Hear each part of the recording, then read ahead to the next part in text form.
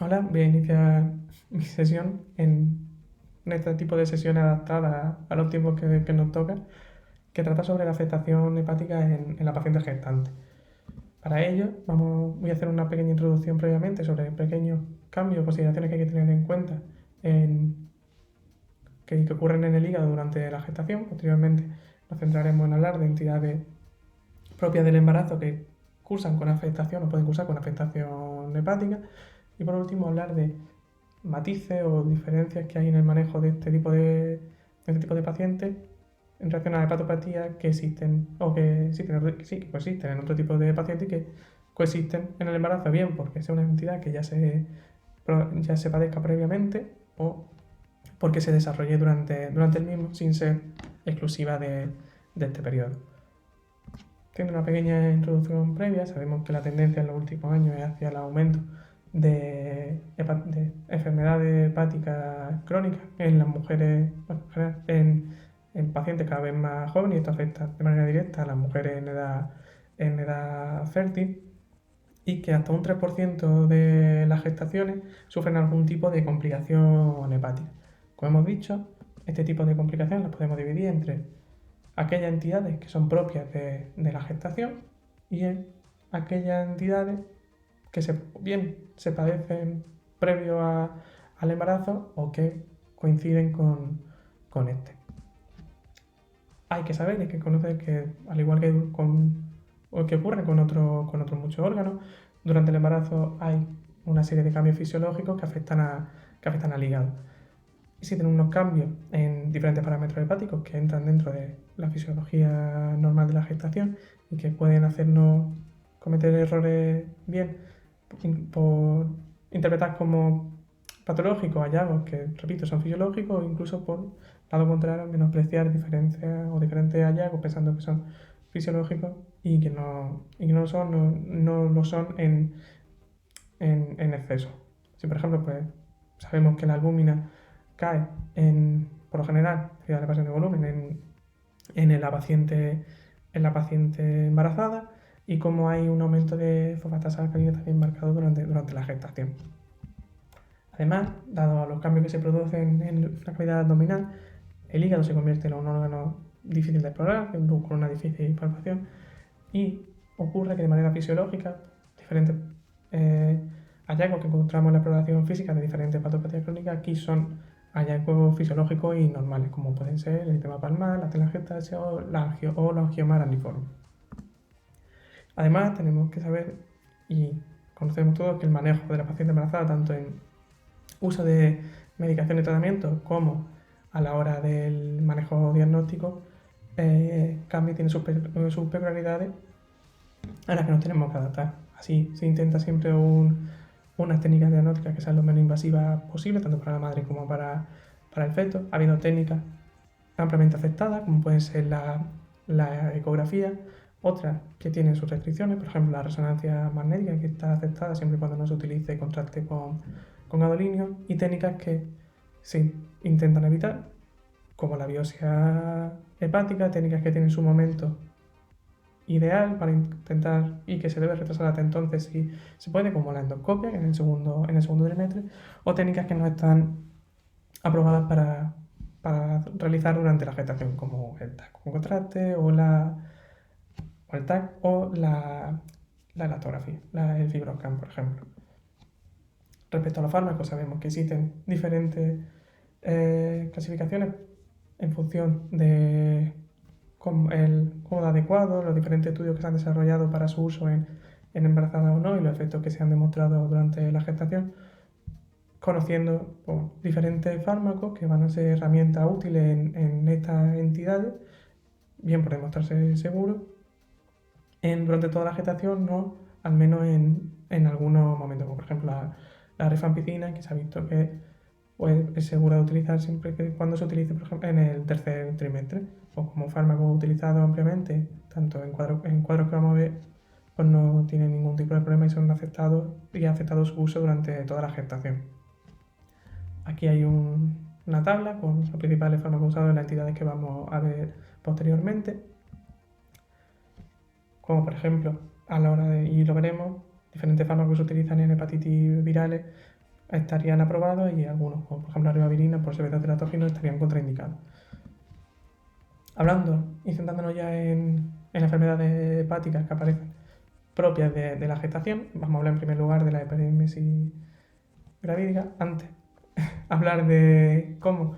dentro de estas entidades cada una tiene su periodo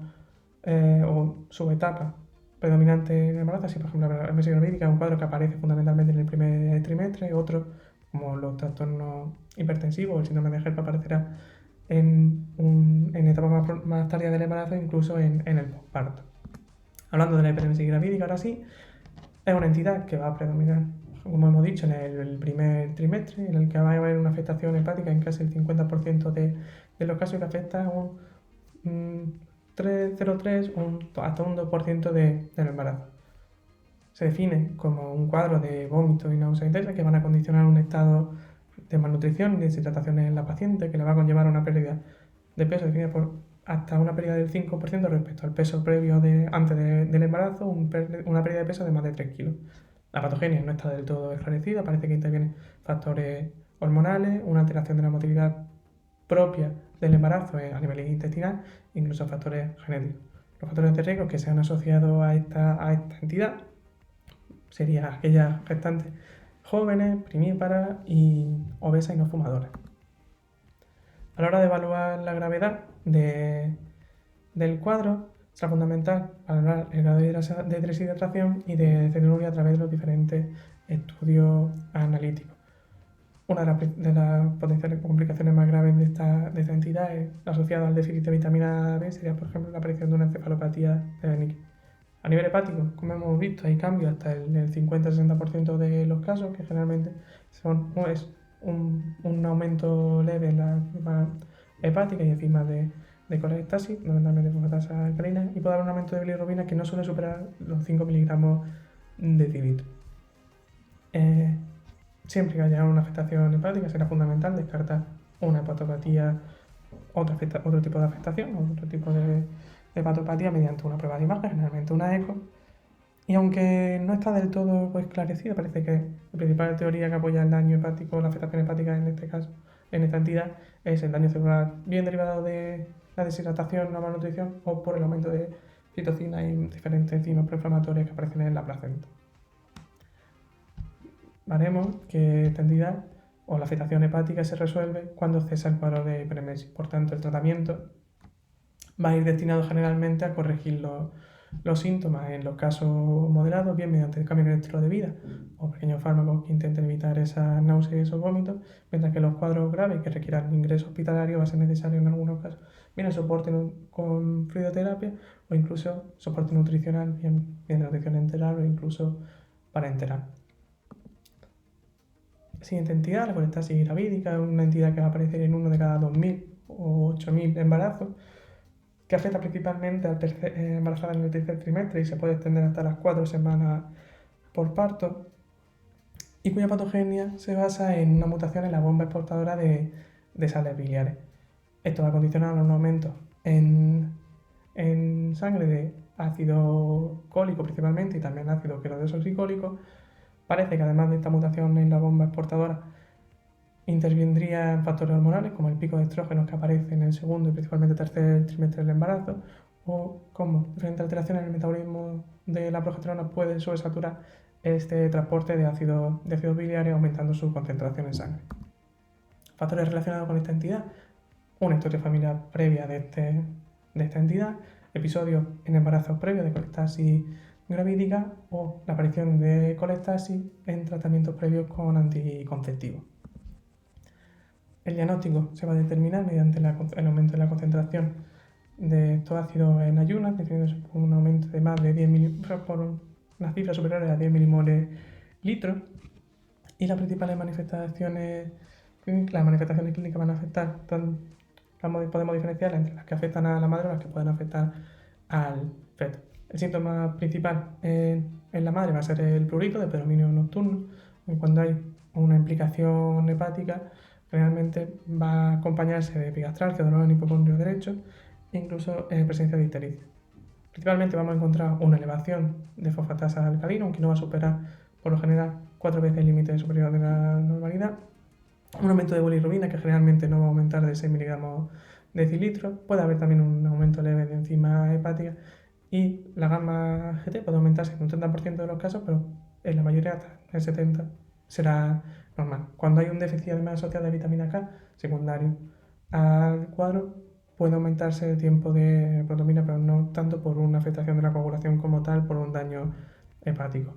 A nivel del feto, aparecerán complicaciones cuando se alcancen valores superiores a 40 milimoles litro, relacionados con prematuridad, insuficiencia placentaria, síndrome de distrés respiratorio neonatal o incluso anosmia fetal, y valores superiores a 100.000 son los que se han relacionado con un aumento de la mortalidad intraútero. Tratamiento de la misma, el principal elemento es el ácido uso desoxicólico, que es el tratamiento que disminuye la concentración de ácidos biliares. Si bien el prurito puede persistir y podemos utilizar otra serie de fármacos para evitar este síntoma, como la colestiramina, sabiendo que puede producir un déficit de vitamina K o de vitamina K, o la rifampicina en el tercer trimestre, sabiendo que este tipo de tratamientos no producen un descenso de los ácidos biliares. En el caso de que se produjera un aumento de tiempo de protomina, como hemos dicho, secundario al déficit de vitamina K, estaría indicada el tratamiento con esta misma. Relacionado, el único tratamiento para evitar las complicaciones en el feto, además de disminuir la cantidad de ácidos biliares, finalizar la gestación. Indicado en la semana 36-37 para aquellos casos en los que hay una concentración superior a 40 o incluso antes, cuando hay una disfunción hepática grave, cuando hay un antecedente de muerte fetal previa o cuando se superen los niveles de 100 milimoles litro. Es necesario un seguimiento posterior en las mujeres que sufren esta entidad. Bien, por un lado, porque hasta en el 70% de los casos va a haber una recurrencia en gestaciones posteriores, y porque aunque por lo general se resuelven tras 4 o 6 semanas, en aquellos casos en los que no se resuelvan, habrá que descartar una serie de patopatías. Hay diferentes estudios que han demostrado cómo esta entidad se ha correlacionado con un aumento en la probabilidad o en la incidencia de virus de hepatitis C, el desarrollo posterior de fibrosis hepática o diferentes tumores tanto de la vía biliar como de carcinoma hepatocelular. Bueno, la lactancia es segura y está indicada, y el tratamiento anticonceptivo es válido tanto con hormonas combinadas de estrógeno y progesterona, con control cada 3-6 meses, sabiendo que cuando aparezca colestasis se deberá indicar el uso o retirar de anticonceptivo. No se verá aconsejar evitar el uso de anticonceptivos o utilizar solo aquellos con progesterona. Sobre los trastornos hipertensivos del embarazo que vamos a encontrar la preeclampsia, la eclampsia y el síndrome de G, también por orden de gravedad, por orden de frecuencia y en orden inverso de gravedad, van a caracterizarse principalmente por ser trastornos donde la afectación hepática se va a presentar como un dolor intenso en el hipocondrio, que vamos a encontrar un aumento de presión arterial. Los factores de riesgo van a ser mujeres primíparas, mujeres con embarazos gemelares o gestaciones múltiples, presencia de factores de riesgo cardiovasculares previos o mujeres en edades gestacionales límite. La fisiopatología de estas entidades viene determinada por una alteración en el flujo uteroplacentario que va a producir un aumento del estrés oxidativo en la placenta, que va a condicionar una alteración de la angiogénesis. Esto a su vez provocaría un aumento de la liberación en la placenta de diferentes factores como las prostaglandinas, óxidos nítricos o endotelinas, que son factores antiangiogénicos que van a condicionar en la madre un aumento de la reacción plaquetaria, un aumento de la tensión arterial y una disfunción vascular. Esta disfunción vascular va a condicionar a su vez la aparición de anemia hemolítica microangiopática y la hipoperfusión, consiguiente hipoxia o isquemia de diferentes órganos de los que vamos a encontrar el hígado. Vamos a definir la preeclampsia como una entidad en la que aparece una elevación de la tensión arterial y acompañada de proteinuria. En el caso de que aparezcan asociadas convulsiones, hablaríamos de la eclampsia. La eclampsia es una entidad que aparece generalmente más tarde de las 34 semanas de gestación, hasta un 5% de casos se dan en el posparto, y es raro que aparezcan antes, en el segundo trimestre o antes de la semana 20 y 22. Para el diagnóstico de preeclampsia, como hemos dicho, criterios de elevación de presión arterial y en caso que puedan condicionar una disfunción orgánica. Que el riesgo de preeclampsia grave ya serían valores por encima de 160 de sistólica, 110 de diastólica, que además condicionen síndrome de disfunción del sistema nervioso central, bien anormalidades hepáticas, una trombocitopenia grave, una trombocitopenia por debajo de 1000 plaquetas o afectación mantenida renal. El síndrome de Hell es un síndrome que similar a la preeclampsia y la eclampsia, hasta el 80% de casos vienen derivados de una preeclampsia grave, es decir, tienen criterios de preeclampsia con datos de gravedad, cumplen la presencia de hipertensión y proteinuria, pero hasta un 20% ocurren sin estados que definen las anteriores. Entonces, diferentes teorías sobre a qué se deben estos casos, pues déficit de una proteína que veremos relacionada con la beta-oxidación de ácido graso posteriormente,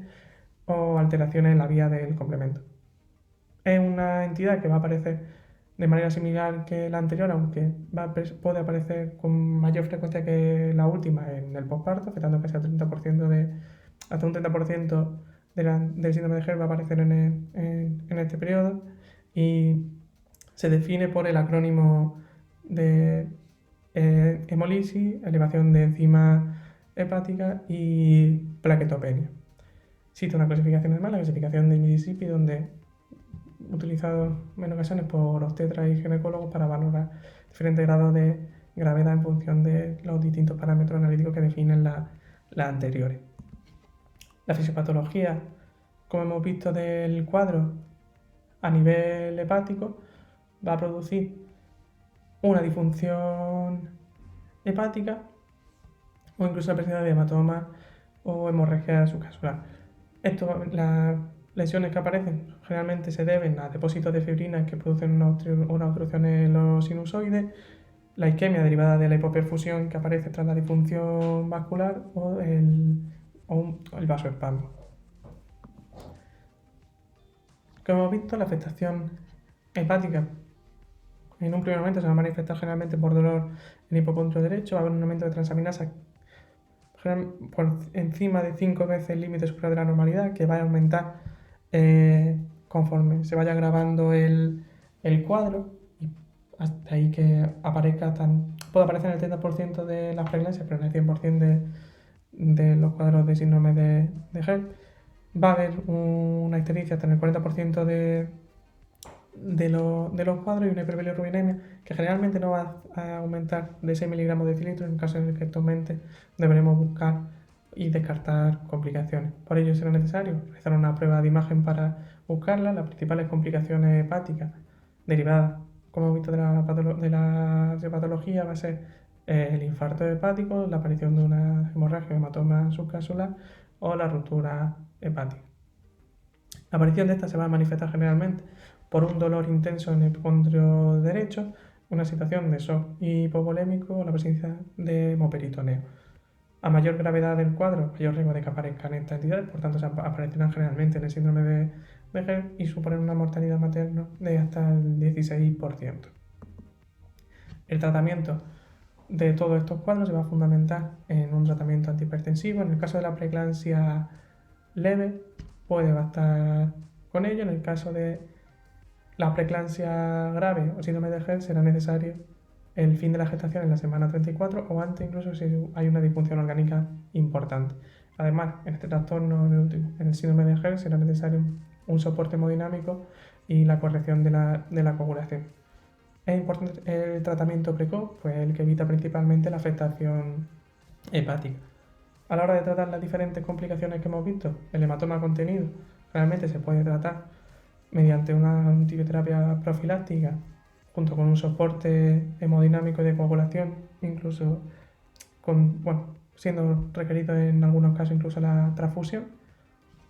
mientras que complicaciones como la ruptura o la hemorragia pueden tratarse mediante angiografía y embolización en los casos que se permita, o en algunos casos no quedará más remedio que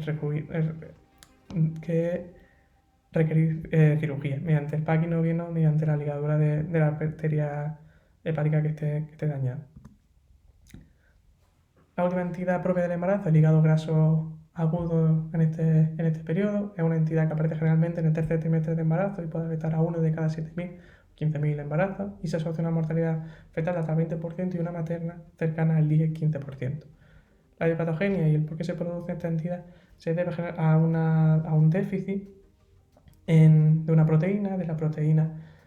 3-hidroxiacil-deshidrogenasa fetal, que condiciona un defecto en la beta-oxidación de ácido graso. Esto va a provocar un acúmulo de metabolitos intermedios que en la circulación materno-fetal va a derivar en un depósito de ácido graso en el parénquima hepático, condicionando la descompensación y posterior fallo del órgano. Factores de riesgo asociados: mujeres jóvenes y obesas con trastornos antihipertensivos y con antecedentes previos de hígado graso fetal en anteriores gestaciones. Manifestaciones clínicas, el diagnóstico, como hemos visto, la clínica va a aparecer y va a ser muy similar a la clínica que ya hemos visto en los trastornos hipertensivos, generalmente un dolor en el hipocondrio derecho acompañado de diferentes estigmas o signos en la exploración derivados de la coagulopatía, aparición de ascitis o encefalopatía hepática cuando hay una disfunción hepática severa, pero va a ser fundamental, dado que la gravedad de este cuadro y tiene una mortalidad asociada mayor a la anterior, hacer un buen diagnóstico diferencial con los trastornos hipertensivos, sobre todo con el síndrome de Hell. A la hora de hablar de la afectación que hay tanto a nivel fetal, afectará al feto en el momento de la gestación, pero también tendrá consecuencias tras el parto por este déficit proteico que hemos visto. Puede condicionar desde un fallo hepático hasta la presencia de una hipoglucemia grave, incluso una miopatía o una neuropatía. El diagnóstico lo basaremos en resultados en diferentes pruebas analíticas, para un aumento muy elevado, bastante más elevado por lo general que los trastornos hipertensivos de la transaminasa, con un aumento de fosfatas alcalinas, bilirrubina y alteración de la coagulación. Generalmente hay hipoglucemia asociada, que se asocia a un mal pronóstico del cuadro, y el diagnóstico ecográfico veremos que hay un aumento de la cognicidad derivado del acúmulo de grasa. Se han definido los criterios de Swansea para definir esta entidad, como la presencia de más de 6 de los siguientes en ausencia de una u otra causa que lo justifique. Como visto, también será importante ver cómo los patrones o los hallazgos de laboratorio de esta entidad generalmente son similares a los que encontramos en el síndrome de Hell o diferentes trastornos antihipertensivos, por lo tanto hay que tener también la capacidad de hacer un buen diagnóstico diferencial con esta entidad. Manejo: va a ser muy similar al que hemos visto, pero va a ser necesario un tratamiento multidisciplinar. Generalmente estará indicado que la paciente esté en una unidad de cuidado intensivo y, en función de la disfunción hepática, incluso valorar la necesidad de trasladar a un centro de referencia de trasplante, porque si bien no es frecuente y no son muchos los casos que lo han requerido, lo pudiera requerir en el periparto. Estará indicado el tratamiento antihipertensivo y el fin de la gestación, la vigilancia del recién nacido por los diferentes cuadros que hemos visto que pueden comprometer la vida del mismo, principalmente la hipoglucemia, y será fundamental un adecuado seguimiento periparto. Generalmente la recuperación se va a producir a la semana, aunque la analítica pueda seguir alterada durante unos días más. Hay casos, y no es infrecuente, que pueda haber empeoramiento tanto analítico como clínico en el periparto, y en el caso de que no se produzca esta mejoría, estaría la plasmaféresis como una herramienta posible o planteable para la mejoría de la entidad. También habrá que hacer un seguimiento materno en el siguiente embarazo por el riesgo de recurrencia del cuadro. Si hablamos ahora de enfermedades hepáticas que coexisten en el embarazo, pero no son entidades propias del mismo, empezaremos hablando por por la hepatitis viral. Empezando por la hepatitis B, Hablar principalmente, o en un primer momento, mejor dicho, de la transmisión. La transmisión materno-fetal del virus representa hasta el 50% de la transmisión mundial del mismo y cobra importancia porque el riesgo de desarrollar una hepatitis crónica por virus B es inversamente proporcional a la edad de transmisión del mismo. Es decir, cuanto antes se produzca la infección, más riesgo de desarrollo de hepatopatía. Por ello es fundamental evitar la transmisión materno-fetal. El riesgo de transmisión cuando se produce la infección durante la gestación puede variar desde el 10 al 60% en función del momento del embarazo en el que se produzca, y los principales determinantes que van a condicionar ese riesgo van a ser la positividad del antígeno E y la carga viral. Por ello, a nivel materno será importante valorar la necesidad de tratamiento antiviral en función de la insuficiencia o el daño hepático que haya en la gestante, así como de la carga viral que haya en la misma. De todas formas, en todos los recién nacidos de una madre con virus B habrá que administrar una inmunoglobulina al momento del nacimiento y una primera dosis de la vacuna. Tratamiento aceptado generalmente para el virus de la hepatitis B, con excepción de la ribavirina por su poder teratogénico, prefiriéndose el tenofovir para evitar la tasa de resistencia. Hablando de pacientes con infección crónica por virus B en el embarazo, los cambios fisiológicos que se producen en relación con el sistema inmune hace que haya más riesgo, más frecuencia de brotes. Estos brotes generalmente no tienen un gran impacto en la función hepática, se van a definir por un aumento de más del doble de elevación de transaminasa, estando ya esta elevada hasta más de 5 límites superiores de la normalidad, y generalmente se va a ocurrir en aquellos pacientes con antígeno E positivo, siendo también muy frecuente la aparición de estos brotes en el periparto por el síndrome de reconstitución inmune que se produce en este. Además, estos mismos cambios inmunológicos hacen que exista un mayor riesgo de progresión de la enfermedad durante la misma, sabiendo que muchas veces puede quedar camuflado por los cambios fisiológicos, tanto analíticos como en la exploración física que hemos visto en el principio de la sesión, y que pueden retrasarnos, dificultarnos y cegarnos el diagnóstico. Relacionado con esto, las pacientes con una cirrosis por virus B, va a ser fundamental mantener el tratamiento antiviral, pues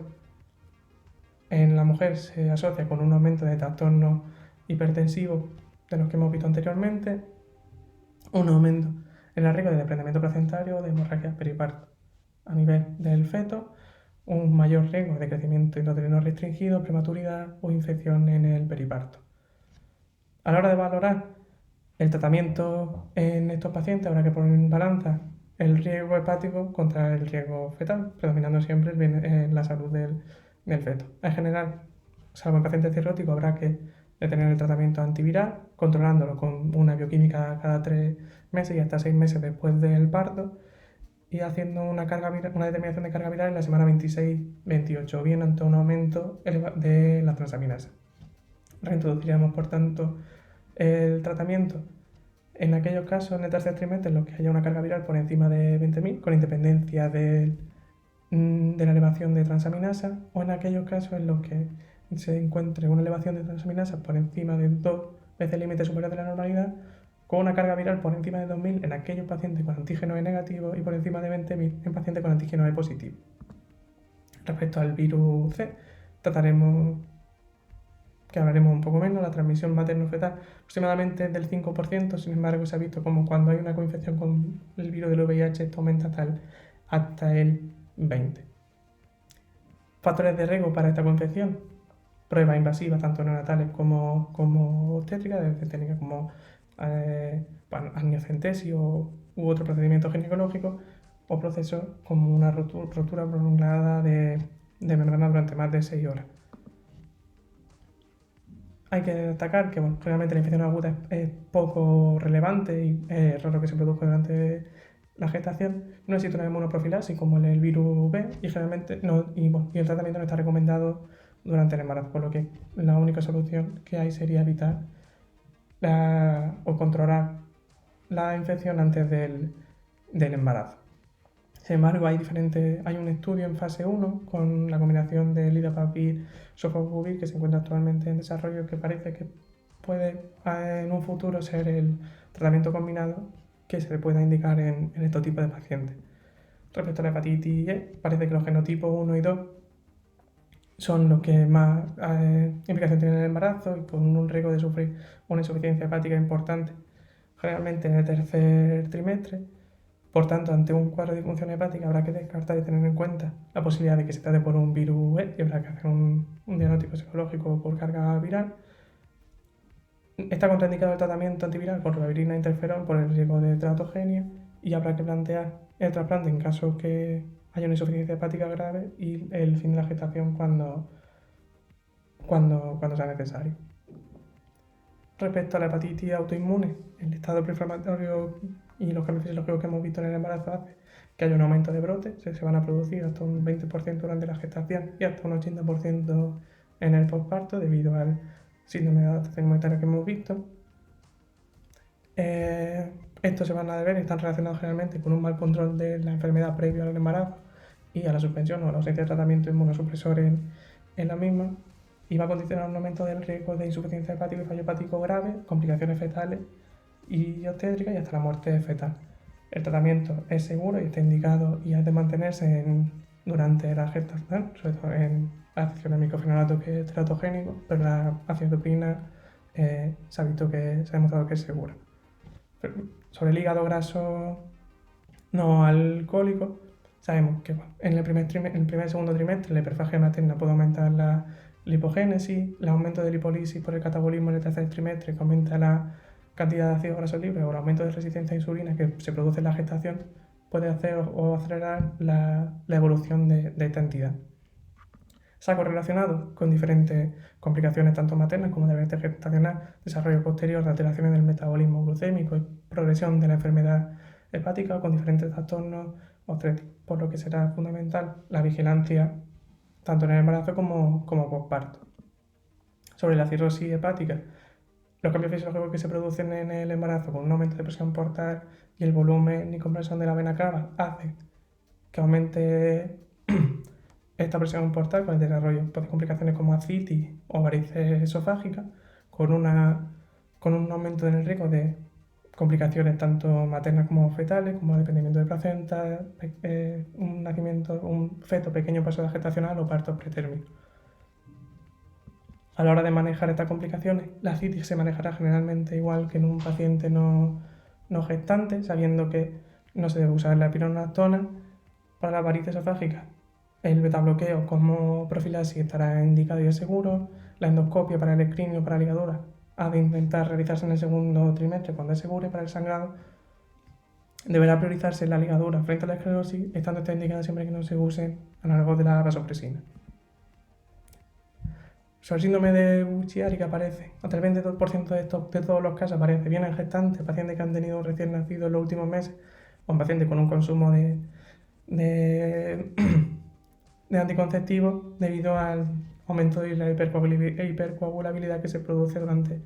durante la gestación, que se exacerba los diferentes trastornos protoembólicos. El tratamiento, lo único que estarán contraindicados los antivitamina K como el Sintrom. Y por último, hablar de la embarazada trasplantada. Este estudio que se hizo en el King College Hospital para hablar de pues su experiencia con las gestantes después de haber sido trasplantadas, se ha visto que hay un aumento en el riesgo de preeclampsia y eclampsia, tanto un 15%, de rechazo agudo en un 15% y de diabetes gestacional en un 7%. El rechazo agudo se asoció con un desarrollo con un embarazo, una gestación antes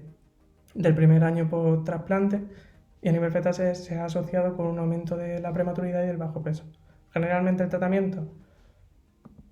inmunosupresor debe mantenerse porque es seguro, tanto la ciclosporina como la acetoprina y el traclomismo, y debe evitarse la concepción antes del primer o segundo